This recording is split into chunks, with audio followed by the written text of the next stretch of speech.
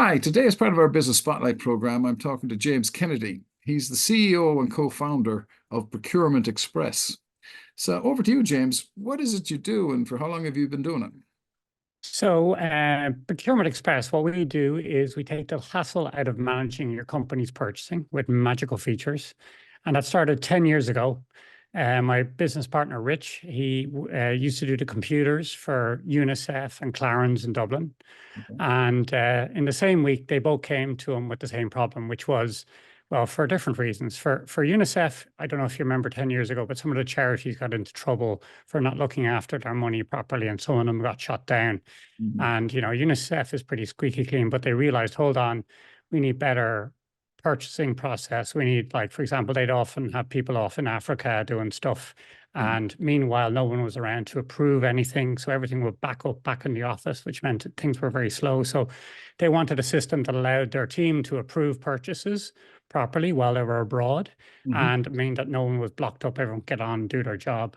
And Clarence, for different reasons, their MD turns out was shilling grey market goods in Northern Ireland that were in returns. And for different reasons, they wanted to improve their processes to make sure that purchases were properly approved in a timely manner, but obviously to cut out the opportunity for shenanigans, as we'd say here in Ireland. Yeah, indeed. And he got I think 5 to 8 years, and we got a software product out of it. So we got our first 2 customers. Right. So now so what we do is we basically, if you're in a field, Paul's been told you need to paint a fence, you need some paint, he takes out his phone. The phone will say, in our app, say whether he can just order that paint or he needs to get approval. It'll get the approval for him. It'll allocate it to a budget. So, and then when he will send that order number to the vendor will send out the paint, he'll paint the fence. Then the accounts team can look at everything afterwards and say, okay, Paul painted the fence. It was for this client. When the invoice comes in, it's okay to pay. That's more or less what we do. So if you do a lot of purchasing and you want to keep control around it, but you don't want to block everyone up, we're a very good solution. Normally small to mid-sized companies. So you're too big probably for Sage, or you're too big for Sage, but you're too small for Dynamics or an ERP or whatever. You don't want to buy an ERP. You'll bring us in to tighten up your purchasing process. Okay. Today, 10 years later, we have almost 300 customers around the world, about 50% in North America, about 20% in the UK, and then everywhere else. And my role here is, we're about 25 people. My role is to try and keep everyone pointing the same direction at the same time, which sounds easier easier to say than do. And that's what Procurement Express does. Fantastic, fantastic. And you've been growing through this period. What would you attribute your growth to? Showing up, I'd say, it's not, this might shock you, Kevin, but purchase order management is not the world's most glamorous job. Now the way I look at it is we send thousands of people home 10 minutes early every day because their purchasing is squared away. And that's what our mission is. So if your job is to actually pay those invoices, the shiver that goes down your spine when you pay an invoice and you're not totally sure what it was for, or what it was about, or was there any proper costing on it, that can literally be career ending if you get it wrong. You only pay 1 or 2 invoices like that wrong and you're out. So we do a very important job when you're part of this process. We do a very important job there, and we keep the whole team humming and focused on what they actually want to do, and that makes a big impact. So I would attribute, keeping my business hero is Brody Sweeney. So he started O'Brien Sandwich Bars, and he was interviewed. He was interviewed in the late 90s on the Late Late, which is a TV show here in Ireland. And he was asked, what was it like? And he said, well, in his 20s, it was an abject failure. I think his dad died when he was in his 30s, and he was in his second sandwich shop. He used to go into work in the morning, cry outside because it was so terrible. Nothing was going right. It was a total failure. Meanwhile, just in his 30s, all his friends were getting promoted into big jobs in the banks, maybe like you had, Kevin, at the stage. Yeah. And they were driving around in Beamers, and he was crying at 7 o'clock in the morning outside a shopping centre. But then it wasn't until he got into his 40s that, things really came good. Eventually, I think they had thousands of staff and hundreds of shops all around the world. And, you know, he's had a storied career since then. But when I saw that, I realized, hold on, if you're an entrepreneur, it's a, you know, could be a 20, 30-year apprenticeship. You know, if you want to be a computer nerd like me, it takes 4 years to get a degree. Doctor, 7 years. Consultant, 10 years. Entrepreneurs, probably for most people, 15 to 20 years before you get anywhere. And that's the way it was for me. So I always thought of that, and consistently showing up, just knowing you put the work in, success is inevitable. It's just not always obvious. Fantastic. Yeah, brilliant. You know, I couldn't agree more that putting in the work, you know, and as I say, you get lucky when your preparation is right, you know, it meets the opportunity. Yeah. If you had to start from square one in business again, what would you do differently? I would start with willingness to pay. So I'm reading a very good book at the moment, and I'm going to get the name slightly wrong, but it's I think it's innovation, something to do with innovation. I'd have to get you the link. Yeah. But the whole point is we have a big aversion to being told no to. We all know that, right? You've worked in sales all your life, and you know, if you're able to get over that ability, it's basically a superpower. So what I have always, you know, anytime I've had any traction, it's when I've started with asking people to pay first, just like we did when we started Procurement Express. You know, UNICEF and Clarence paid us, and then we built it, and then we gave it to them. You know, it was that was how we got our start. But more than that, you know, just it costs nothing to ask people, you know, what would be expensive for me to do for you, you know, like what would be maybe a little bit expensive, and start with that conversation. And then, you know, if you start there, a lot of other things fall into place. I've done lots of harebrained projects where the ladder was against the wrong wall. No matter how well I did at it, it was never going to make any money. At one stage, I used to sell premium rate SMS services in Ireland. If SMS is like it's like WhatsApp before they had WhatsApp, and you used to be able to get paid 15 cents or something if you got people to sign up for a subscription. And I, along with my girlfriend, now wife, came up with the idea of doing vocabulary building subscription. So every day we'd send you a text message and would tell you about a word. So like, for example, the dot overnight. Do you know what that's called? Say again? The dot overnight. Do you know what that is called? No. It's called a tittle, right? Okay. So we'd send you a vocabulary building word every day. I thought this is very good, very cool. So we took an ad in the news in a magazine, and we thought because that's how you got subscribers those days. So I opened up the magazine, and our ad was there in the middle, surrounded by text message services, which basically just send you pictures of topless men and women. And then I figured out, well, that's actually what the market needs. That's what they want, not building the vocabulary. And even if I'd done the math, I would have needed the entire planet pretty much to sign up for my service in order to make any money out of it. And I never did the math, never even started off with. So to answer your question, I'd start off with figuring out what people are willing to pay to fix a problem. And, you know, there's a lot of problems everywhere. You just have to figure out which ones people will figure out to pay, will be willing to pay for. Fantastic. Okay.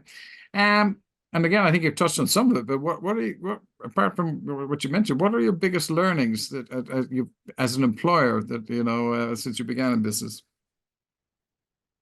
So, there's big, well, maybe you should ask my team about this, but I would say there's a big difference between a group of 5 versus a group of 15 or 25. I've never gone bigger than that. I've never figured out how to go bigger than that.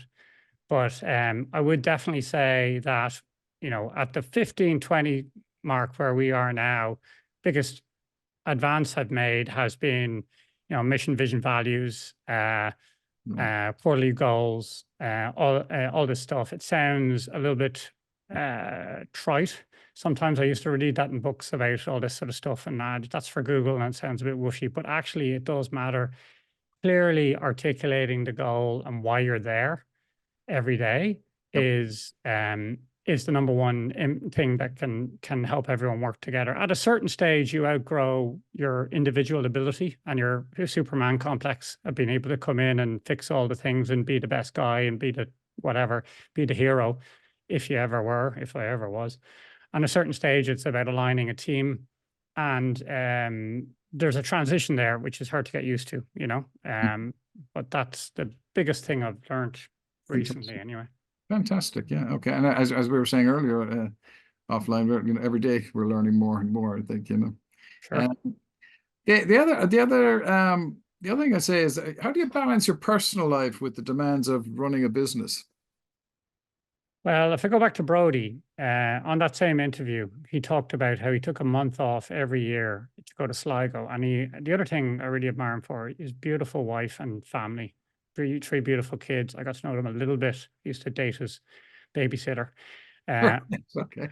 and that really inspired me. So I take a month off every year and go off, and I do all these bucket list sort of locations, which I'm very, very, very thankful to my team and everyone that I'm able to do that. It's only in the last few years I've been able to do it, but it's been brilliant.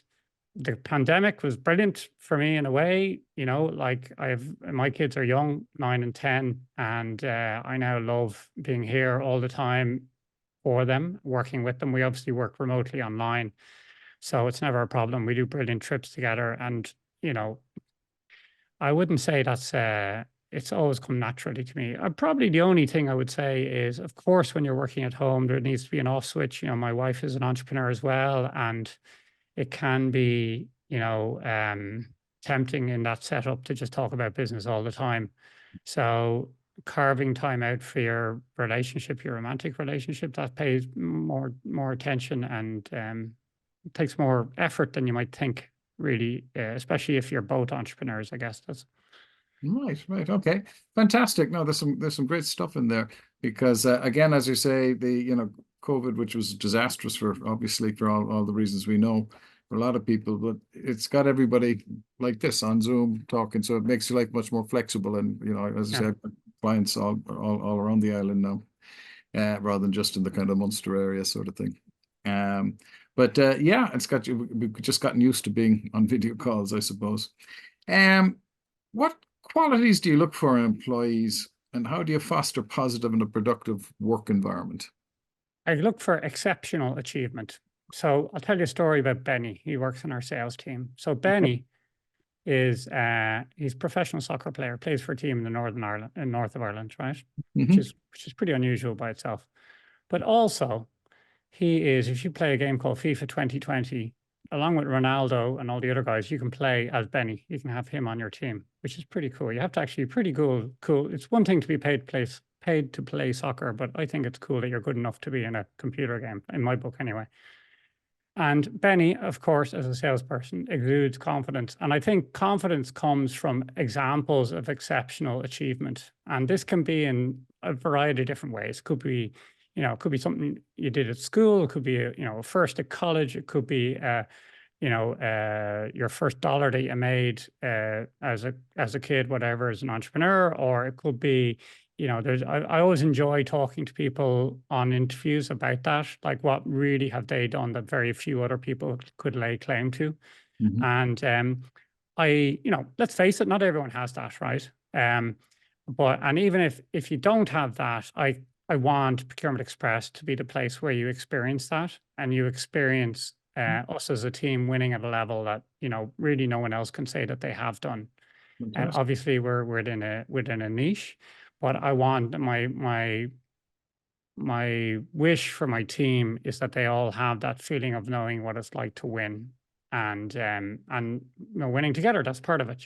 So Fantastic. um, yeah. Yeah, brilliant. Absolutely. Yeah, yeah. No, I mean, a team will always do so much better than a group of individuals, no matter how good they are.